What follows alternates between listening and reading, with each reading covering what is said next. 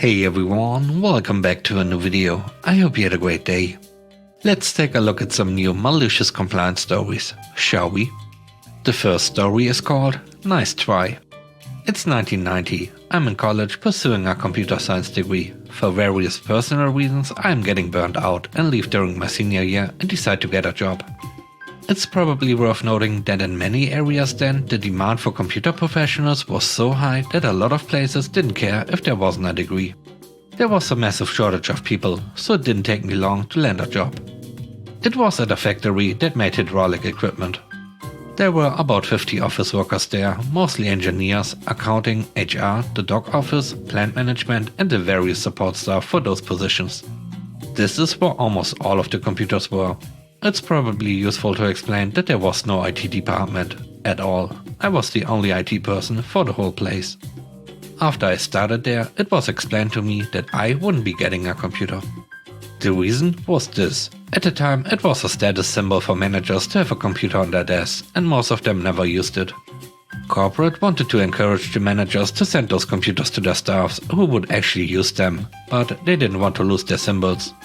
So you'd have a manager with a computer and 4 or so people under him sharing one PC. Anyway, as there was no IT department, they put me in the accounting department for lack of anywhere else. Now, while we weren't allowed to purchase new computers, we were allowed to repair broken ones, and that was part of my job. Failed hard or floppy drive or monitor or power supply or whatever. When I needed a part, I'd grab the latest issue of Computer Shopper. Tech people of my generation know it well, but for those who don't, it was basically a big magazine with ads for computers and computer parts. And it was enormous, hundreds of pages every issue. So one day I'm in my office. Yes, I had an office with a desk, a phone, a door I could close, just no computer. And the payroll clerk walks in.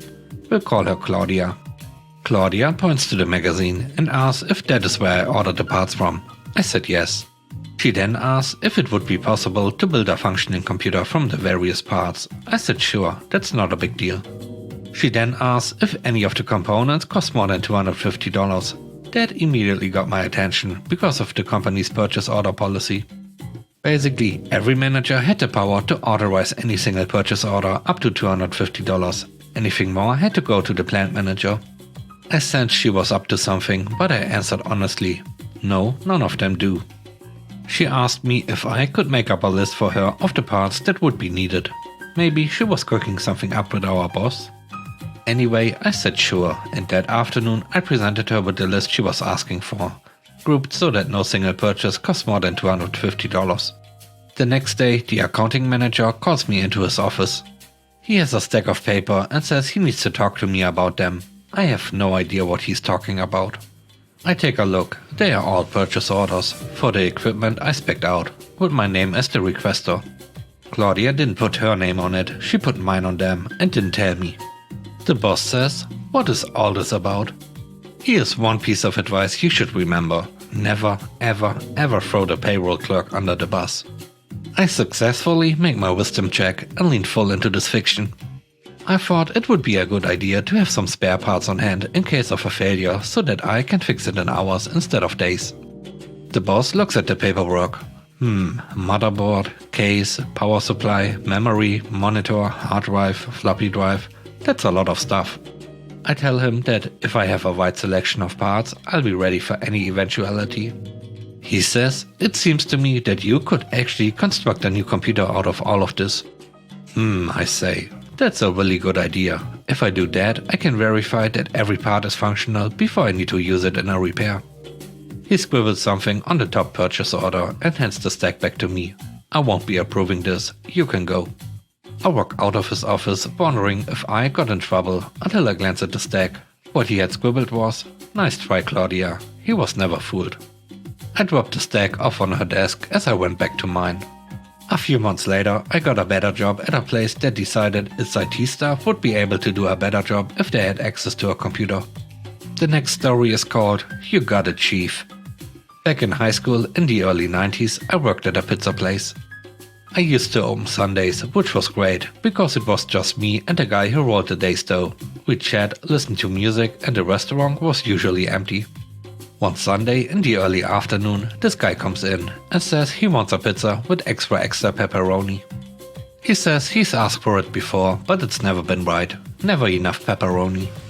So he tells me he will pay for 4 toppings worth of pepperoni and he wants 4 toppings worth on his pizza.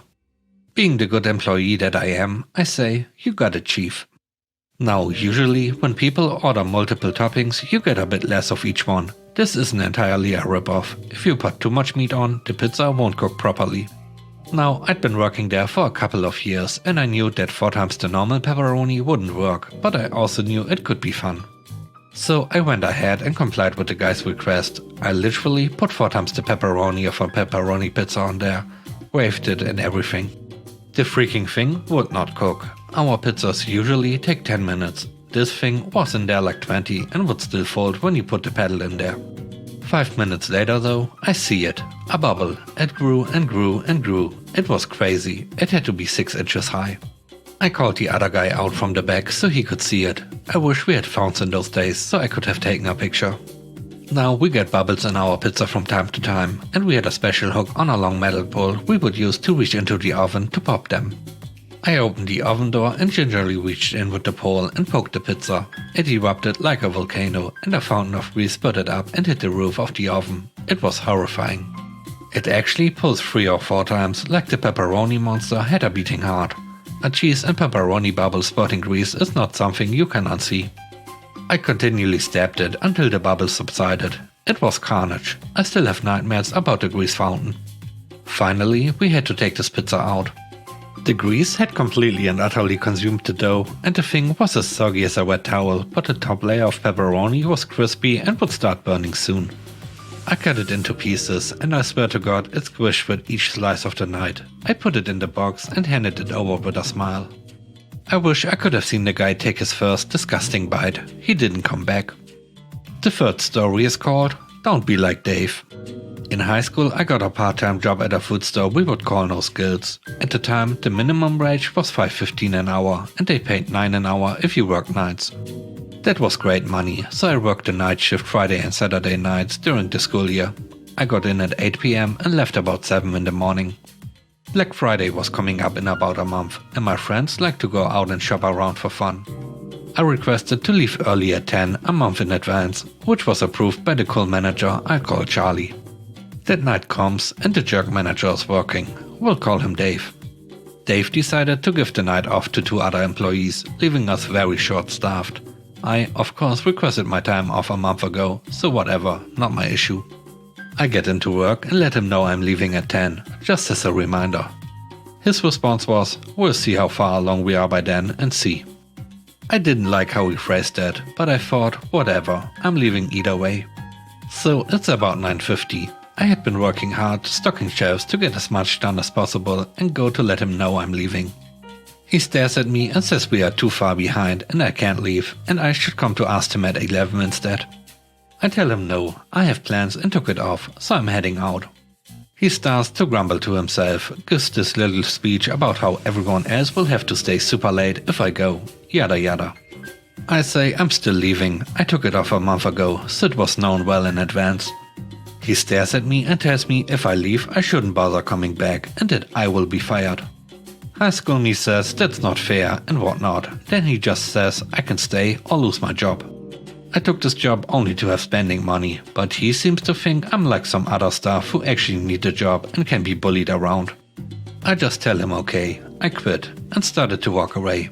He tried to say something, but he just mumbled as he had no idea what to say. He never expected me to actually leave. The next day Charlie calls me up and apologizes for what happened and asks if I really wanted to quit. I told him no and about what happened. He assured me Dave would leave me alone and had been talked to. I later found out he was also no longer allowed to approve time off anymore since he left the store so short-handed and the morning crew actually had to help stock the shelves because it still wasn't done. The last story is called If They Could Only Have More Nurses. I'm a nurse at a large hospital. The floor I worked on was selected to be the pandemic unit during the first and second waves. More nurses than not were catching it. So whenever I got an inkling of being sick, I would call out and get tested. Now, if I tested positive, then I would get 2 weeks off without penalty, but I tested negative and returned to work.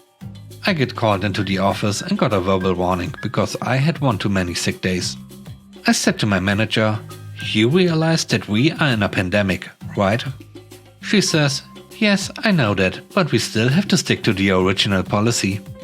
When we clock in, there is an electronic message that pops up on the time clock that reads, "During these times, we need to self-monitor ourselves, and by clocking in, you are declaring that you are fit to work." There was no adjustment to the policy, even though we were a pandemic unit, so I would either have to lie about feeling sick when I clock in or call out and get in trouble. And here is where the malicious compliance comes in. I had always picked up a lot of extra time in a sister department, not because I needed the extra money, but because the hospital was always short-staffed. My manager didn't like the fact that I picked up extra time at the other department.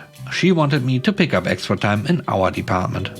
So she said, "As punishment, you cannot pick up extra time in the other department for 90 days, the length of my disciplinary period. You should be responsible enough to pick up extra time in your own department." As I didn't need the extra money, I didn't pick up any extra time in that period.